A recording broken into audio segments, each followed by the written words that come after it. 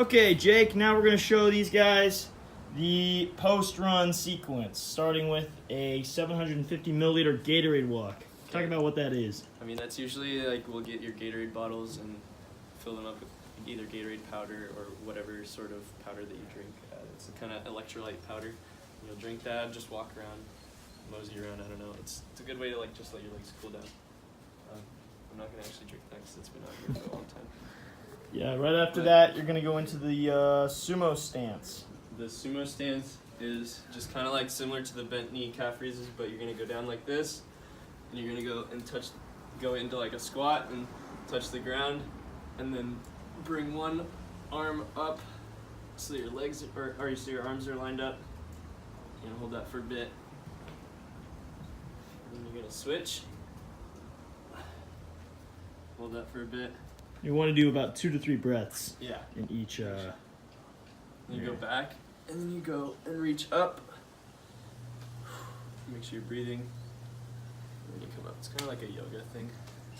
Yep. And then after that, you're going to do the multi-position lunge with 2 to 3 breaths as well. Yeah. So you're gonna go dip down into a lunge. You can use your arms, go into like a deepish lunge, and you're gonna want to do your opposite arm with your opposite leg, and you're gonna bring the other arm up.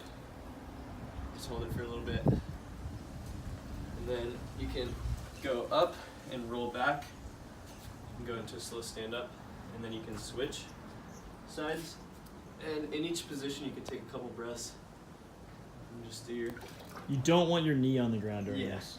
yeah. You want to have your knee off the ground. And you don't have to sprawl out super hard, it's just more to get a good stretch. After that, you do the T-spine windmill, and this is when we get onto the ground. So you lay down basically, you get on your side, one arm out, other arm lined up with it.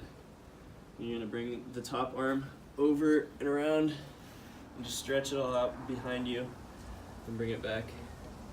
You do this like roughly about 5 times, and it's a good kind of back stretch and arm stretch. And then make sure you can either, with your knee, you keep your knees above each other, and you can lift up your other leg, or you can keep it down and lift up your knee. But either way, you'll get a good stretch in. Yeah. And then you do the same with the other side. Yep. You do both sides. Just arm to arm, and then top arm around, and really reach behind you.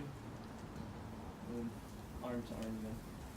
And reach behind you. And do that about 5 times. Yeah. Just make sure you take your time with that. And then you're going to do your knee to chest. Yep. So then that's 8 reps each side. same on the ground, in the same position. Kind of. You just go on your back now, and you do these simple things. You stretch it out to your chest. Stretch it out again. Pretty simple. Both legs about, how many times? 5 times? 8 times. 8 times. Yeah. So 8 times each. Pretty easy. Yeah. After that, you're going to do your clams, which is another 8 reps each side.